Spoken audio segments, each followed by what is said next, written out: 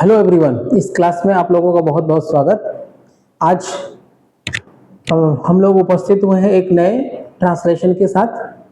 हम लोग कभी कभी ऐसा होता है ना कि हम लोग किसी से बहुत उम्मीद रखते हैं और वो उम्मीद पूरी नहीं होती है, तो हम लोग उसको कह देते हैं तुम्हें तो ऐसे पढ़ना चाहिए था, तुम्हें तो सुबह रोज उठना चाहिए था, अरे उसे रोज खेलना चाहिए था, अरे बच्चों को समय पर होमवर्क करना चाहिए था।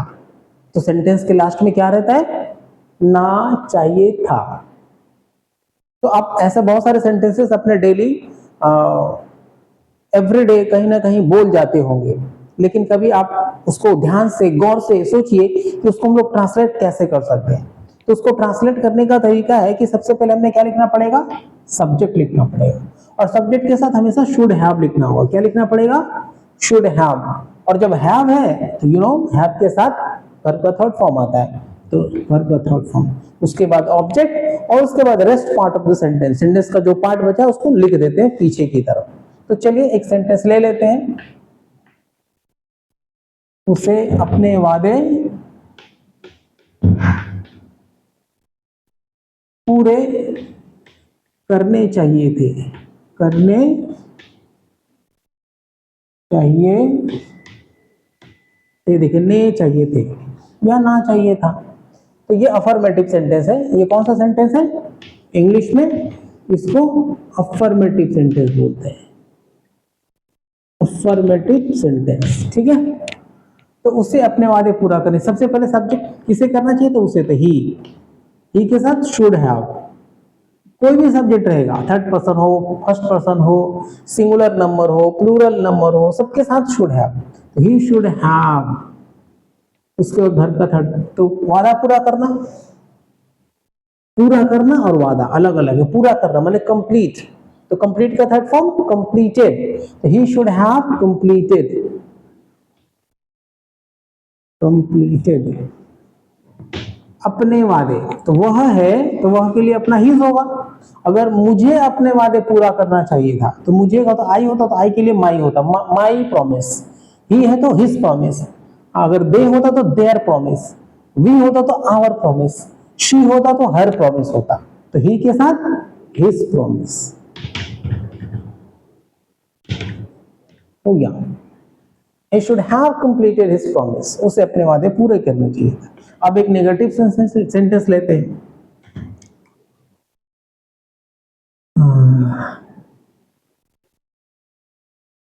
तुम्हें एग्जाम के दौरान रोज फुटबॉल नहीं खेलना चाहिए था, फुटबॉल नहीं खेलना चाहिए था। ठीक है, नहीं लगा तो नेगेटिव है, तो नहीं के लिए क्या कर लगाते हैं? आप समझ लीजिए, नहीं जहां रहता है सेंटेंस में वहां नॉट लगाना है। नहीं मतलब नॉट, और नॉट कहां लगाना है? हेल्पिंग वर्ब के बाद। ठीक है, तो हेल्पिंग वर्ब क्या है? शुड भी है और हैव, दो हेल्पिंग वर्ब है। अब तो कंफ्यूजन है कहां लगेगा। अक्सर देखा जाता है बच्चे हैव के बाद नॉट लगा देते, लेकिन ऐसा नहीं है। हमेशा हेल्पिंग वर्ब हमेशा नॉट पहले वाले हेल्पिंग वर्ब के बाद लगाते हैं। जैसे शुड है तो शुड नॉट हैव होगा, शुड हैव नॉट नहीं होगा, शुड नॉट होता है। ठीक है, देखिए तो सबसे पहले सब्जेक्ट तुम्हें, तो यू हो गया, उसके साथ शुड। अब नॉट है, नहीं लिखा तो नॉट लगाना पड़ेगा, तो शुड के साथ नॉट, ही शुड नॉट, उसके बाद हैव लगेगा, ही शुड नॉट हैव। अब वर्ब का थर्ड फॉर्म लगेगा। वर्ब क्या है? खेलना, खेलने का प्ले, तो प्लेड। उसका ऑब्जेक्ट क्या है? Football, he should not have played football. अब क्या है?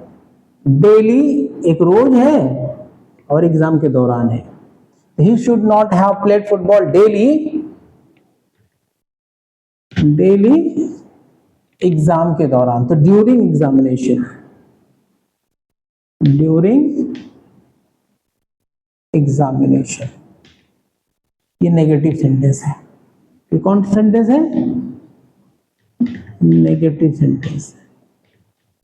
ठीक है, अभी और सेंटेंस, एक इंट्रोगेटिव सेंटेंस अभी हम लोग पढ़ेंगे। मैं इसको मिटा रहा हूं ताकि स्पेस हो जाए। क्वेश्चन नंबर 3 हम लोग लेंगे, बहुत इंपॉर्टेंट है ना। चलिए 3 नंबर क्वेश्चन है इंट्रोगेटिव सेंटेंस के लिए, क्या उसे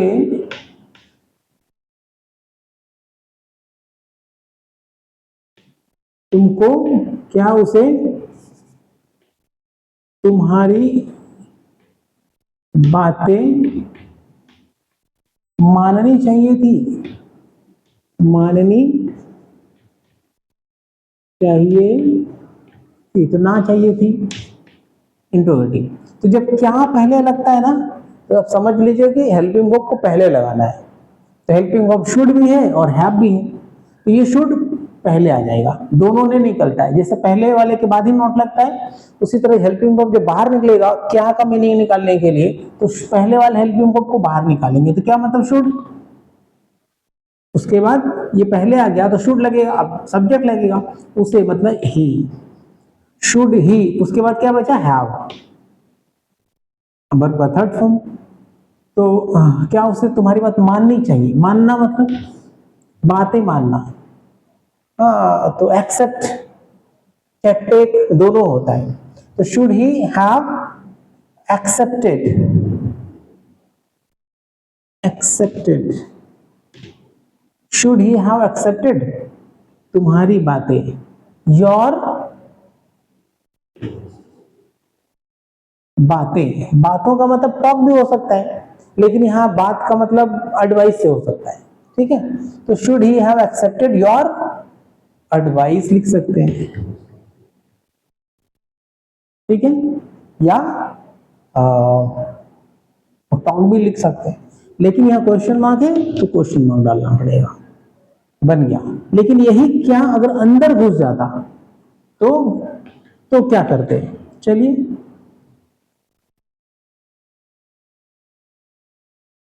तुम्हें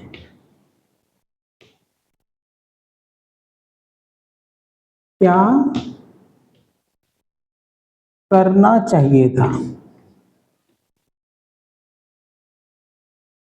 तुम्हें क्या करना चाहिए था। देखिए क्या अंदर घुस गया, जब अंदर आ जाता है ना तो इसका फॉर्मूला बदल जाता है। तो सबसे पहले बना लेते हैं WH वर्ड, क्योंकि ये WH वर्ड बन गया, अब ये व्हाट का काम कर रहा है। लेकिन क्या है तो शुड हेल्पिंग वर्ब पहले आ जाता है, तो व्हाट, उसके बाद हेल्पिंग वर्ब लगाते हैं, फिर सब्जेक्ट, फिर नॉट रहता तो नॉट लगाते हैं, नहीं रहेगा तो नहीं लगाएंगे, उसके बाद वर्ब लगाते हैं, फिर ऑब्जेक्ट, फिर रेस्ट ऑफ द सेंटेंस। ठीक है, चलिए बनाते हैं। व्हाट सबसे पहले, तो व्हाट, उसके बाद हेल्पिंग वर्ब क्या है? शुड हैव, दोनों है, तो पहला वाला निकलेगा, तो शुड,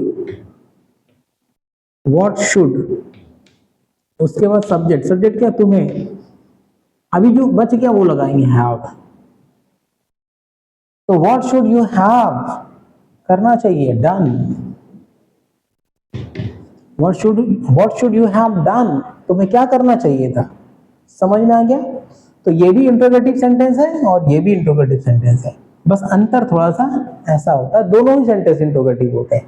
तो ऐसे सेंटेंसेस आपके दिमाग में जब आए कि मुझे कल बाजार जाना चाहिए था, सब्जी खत्म हो गई थी, राइट, मुझे कल ट्यूशन क्लास में जाना चाहिए था, सर ने बहुत इंपॉर्टेंट क्लास दिया था।